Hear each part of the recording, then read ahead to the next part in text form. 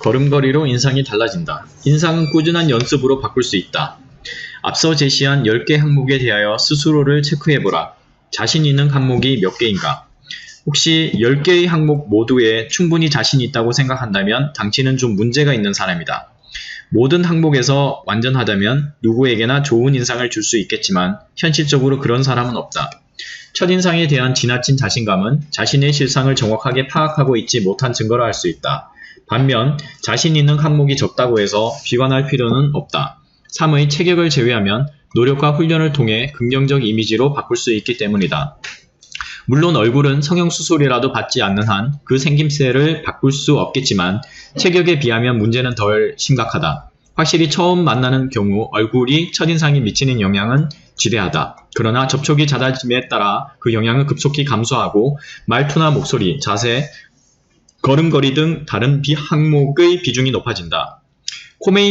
코미디언들이 흔히 미인은 3일 만에 질리지만 박색은 새록새록 정감이 간다는 라는 농담을 하지만 이는 진실의 일면을 꿰뚫고 있는 말이다.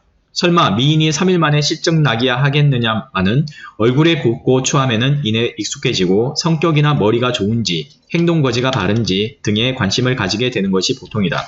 게다가 얼굴로 인한 핸디캡은 표정으로 어지간히 극복할 수 있다. 매력적인 표정은 훈련을 통해 만들어지며 그렇게 함으로써 얼굴을 실제보다 아름답게 보이게 할 수 있다. 걸음걸이부터 바꿔라. 위에서 자신 없는 항목이 많은 사람은 무엇부터 개선해야 할지 망설여질 것이다. 그런 경우에는 먼저 걸음걸이부터 바꾸는 것이 좋다.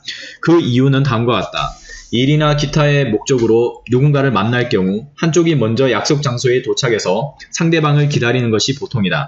이때 먼저 도착한 사람은 상대방이 걸어오는 모습을 보게 된다. 결국 첫인상의 형성은 상대방의 걸음걸이를 보는 것에서 출발한다. 걸음걸이가 세련되면 그것이 좋은 첫인상을 만들어주는 시초가 된다. 그 다음으로 얼굴이나 체격을 보고 대화를 나누며 차례차례 첫인상이 형성되어 가는데 시초가 좋으면 거기에 이끌려서 어떤 항목이든 조금씩 좋은 쪽으로 받아들이게 된다. 걸음걸이가 아름다우면 사람을 사귀는데 그 다방면으로 이득을 볼 수 있다. 걸음걸이부터 개선해야 할 두 번째 이유는 거기에 그 사람의 성격이 나타나 있다고 대부분 생각하기 때문이다. 걸음걸이로 성격을 판단하여 어떻게 다가가야 할지 결정하는 사람이 적지 않다. 실제로 걸음걸이에는 성격뿐 아니라 몸의 상태나 감정, 나이 등이 반영되어 있다. 예컨대 다리를 끌며 걸으면 성격이 어둡다든가 기력이 없다고 느끼는데 빈혈이 심한 사람도 이렇게 걷는 경향이 있다. 또 평소 씩씩하게 걷던 사람도 시리에 빠지면 터벅터벅 걷는 듯한 느낌을 준다. 걸음걸이나 걷는 위치에 따른 인상. 걷는 자세나 위치로 인해 사람들이 어떤 인상을 받게 되는지 살펴보자. 먼저 걸음걸이에 따른 인상 중에서 주요한 것은 다음과 같다. 등을 곧게 펴고 큰 걸음으로 빨리 걷다. 명랑하고 의욕적이다. 적극적인 사고를 하며 사람들로부터 신뢰받는다. 똑바로 앞을 보며 느긋한 보조로 걷다. 자신의 능력에 자신감이 있고 리더십이 있다. 정서가 안정되어 있다. 약간 앞으로 숙여 발끝으로 떠다니듯 걷다. 사람은 좋지만 경박하다. 성질이 조급하여 지레짐작하기 쉽다. 안절부절 못하는 면도 있다. 어깨를 좌우로 흔들며 팔자 걸음으로 걷다. 이런 자세는 허세를 부리는 것으로 보이기 쉽다. 공격적이며 감정이 쉽게 격화되지만 정에 약한 면도 있다. 종종 걸음으로 걷다. 호인이지만 크게 생각하지 못한다. 자기 주장이 약하여 늘 누군가를 추종하는 타입. 두리번거리며 오른쪽이나 왼쪽으로 기웃기웃 걷다.